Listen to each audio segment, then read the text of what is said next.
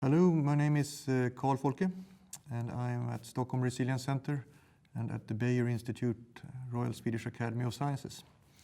And today I'm going to talk about something really exciting. What is resilience? Resilience is a concept that emerged from two different traditions actually in the 1970s. And one was from child psychology, where people were using it in relation to the capacity or no capacity of children to deal with pressing circumstances. And another branch came out of ecosystem ecology, where new discoveries were done by Holling in the mid-70s of ecosystems having different pathways of development. For example, a lake could be a clear lake or a muddy lake, a forest could be a forest or a savanna. Since then, lots have happened in resilience thinking. There is something called community resilience, disaster resilience, climate resilience, development resilience, lots of different entry points to thinking about resilience. Sometimes it is applied in a very simplistic way, simply as recovery to what once was, just to bouncing back after a perturbation, or trying to resist and control change. And in my view, that's a very old way of looking at the world, because the world is a moving target today. It's something completely different. So tweaking at the margin to fix problems is not the way to do development in the Anthropocene. We really have to rethink development in the Anthropocene. And that's where resilience thinking comes in as a lens, as a framework to address development. From our perspective, resilience is a very dynamic concept and a way of thinking that connects people and planet in the Anthropocene. That's of course really relevant now when we have increased our own scale on Earth from up to almost 8 billion people today, and we will probably be 9 to 11 billion people doing a lot of things in every corner on planet Earth. And we are also connected in new ways. It means that what's happening in one place can immediately be felt in another place. And all this together is called the Anthropocene. The Anthropocene, the era where humans are now shaping planet Earth, not only locally and regionally, but across the whole planet and at the planetary level. Some people even argue that's the second time that has happened for a living organism. The first was bacteria that produced oxygen. And now we are the second species that can shape the way the whole planet operates. And especially the thin layer around the planet called the biosphere, the 20-kilometer thin layer that we are embedded in and part of. So that's why we need resilience thinking, because resilience thinking is really about how periods of gradual change interacts with periods of rapid change, actually. And resilience provide the ingredients, the sources for responding to change, to continue to develop when you're really faced with change, and especially when you're faced with uncertainty and the unknown. And many people are now believing that in the Anthropocene, lots of things are happening that we are not experienced before. So resilience is really about the capacity to live with change, whether it's incremental or abrupt, and continue to develop.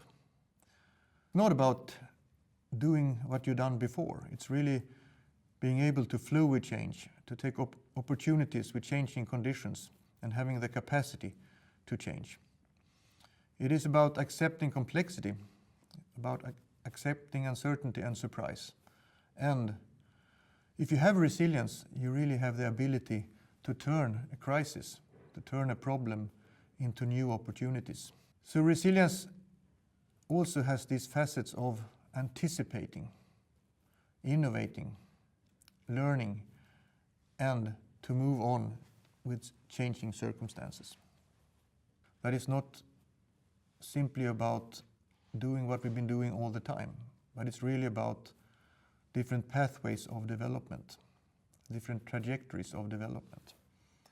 And in that context, we use three terms for resilience. We call it persistence, adaptability, and transformability. Resilience as persistence is really having the capacity to continually change and adapt, but remain on your pathways of development. That means sound very nice, but it can also be a trap, because sometimes resilience can be a hindrance to good and sustainable development. Then you need to break resilience. You need to reduce it to be able to shift over into other pathways. So resilience in that sense is not always good. It could also be a bad thing for the future of humanity and our development trajectories. The second concept here is adaptability. And adaptability is really the capacity to continue to develop on the pathway you're on, to innovate and change and live with change, but remaining on the same pathway. I think that a lot of people who use resilience are thinking about resilience in that way. But the real beauty of resilience thinking is the transformability challenge, which is really about shifting pathways or having the capacity to shift into new pathways and cross thresholds for sustainable development. And transformability, I think, is really a central concept now for development challenges in the Anthropocene. Well, we need it in a hyper-connected world on this small planet we're living on, where people and planet are interacting in completely new ways, from the local to the global, where shocks are appearing in new ways, not just one by one, where climate issues are connected to food production or connected to financial markets. It's a new type of dynamic. And especially this thinking is extremely useful when we are dealing with both rapid and gradual change at the same time.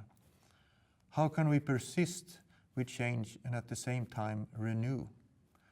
And that's a really frontier of resilience thinking. Right now we are at the end of the industrial era and looking for new directions. And of course those directions can go in many different ways. And that's where we need resilience, to have the capacity to really shift over into new sustainable pathways.